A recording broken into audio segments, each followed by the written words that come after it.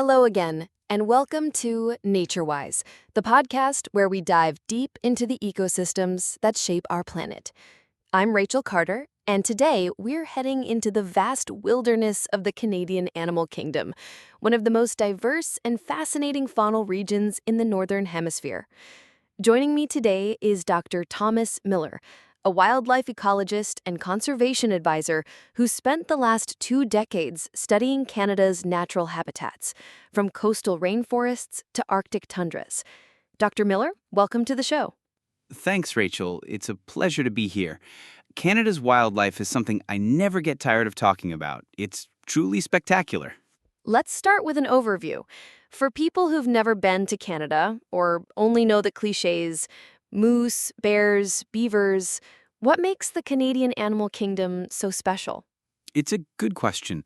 Canada is massive. It spans 6 time zones and covers a vast array of biomes: boreal forests, mountain ranges, temperate rainforests, prairies, freshwater lakes, and Arctic ice fields.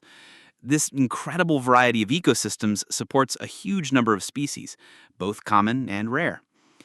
Beyond the mascots like the beaver, which is actually the national symbol, or the Canada goose, you've got everything from grizzly bears to narwhals, lynxes, caribou, and even polar bears, which are primarily found in the northern regions near Hudson Bay and along the Arctic coastline. That's a pretty wide range. Do some species live year-round in Canada, or is it more of a seasonal home for many? A bit of both, actually. Certain animals, like snowshoe hares, red foxes, and moose, are permanent residents and have adapted incredibly well to Canada's long, harsh winters. On the other hand, many bird species, including the Arctic tern, sandhill crane, and Baltimore oriole, are migratory and only spend part of the year in Canadian territory. Also, some animals hibernate or drastically reduce activity during winter. The black bear is a prime example. Unlike true hibernators, black bears enter a state called torpor, where their body temperature drops, but they can wake easily if disturbed. Fascinating. Let's talk regions. If you had to choose one area of Canada that showcases the most wildlife diversity, what would it be? That's a tough one, but I'd probably say British Columbia, especially along the Pacific Northwest. You've got coastal wolves, cougars, and black bears, even the rare Kermode bear, also known as the spirit bear, which is a subspecies with creamy, white fur found only in the Great Bear Rainforest.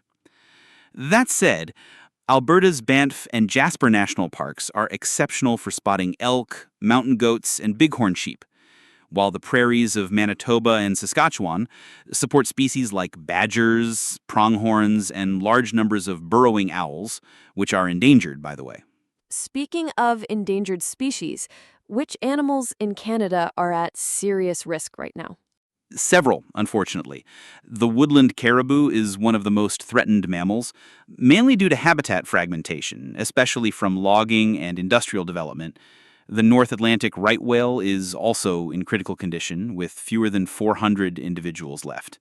Birds like the loggerhead shrike and whooping crane are also on the watch list.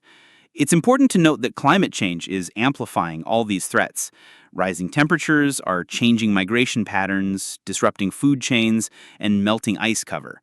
And are there any conservation successes we can celebrate? Absolutely.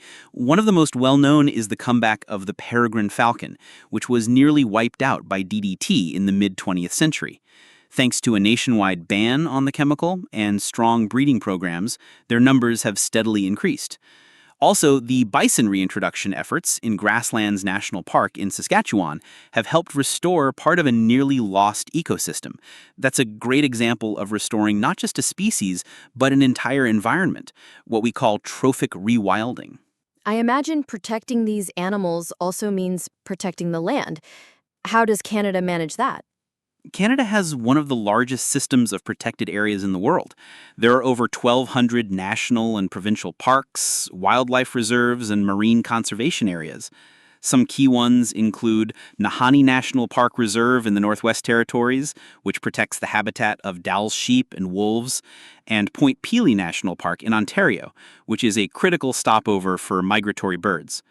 The government also collaborates with indigenous communities through co-management agreements, which bring traditional ecological knowledge into the conservation conversation, a very positive and respectful model, in my view. We haven't mentioned the aquatic world much yet. What does Canada's underwater wildlife scene look like? It's just as rich. Canada has the world's longest coastline, over 200,000 kilometers, bordering the Atlantic, Pacific, and Arctic Oceans. You'll find beluga whales, humpbacks, harbor seals, and in some areas even orcas. Inland, you've got over 2 million lakes, home to species like lake trout, northern pike, and the Atlantic salmon, which is crucial, both ecologically and economically. In fact, salmon spawning is so vital that certain roads and logging projects are restricted during breeding seasons to protect their roots. And last question, what's your favorite Canadian animal, personally? That's a tough one, but I'd have to go with the Canada lynx. It's this elusive, ghost-like feline with huge paws, adapted for snow. It feeds almost exclusively on snowshoe hares, and their populations are so tightly linked that they actually rise and fall together in cycles. The lynx is rarely seen, but knowing it's out there, thriving in remote forests, says a lot about the health of the ecosystem. Beautifully said. Thank you so much, Dr. Miller, for sharing your insights on Canada's amazing wildlife. Thank you, Rachel. It was a pleasure. And thank you, listeners, for tuning in to NatureWise. If you're preparing for IELTS or simply expanding your natural world knowledge, we hope this episode helped you grow your vocabulary and your curiosity. Join us next time as we travel south to the rainforests of Costa Rica. Until then, stay wild and stay wondering.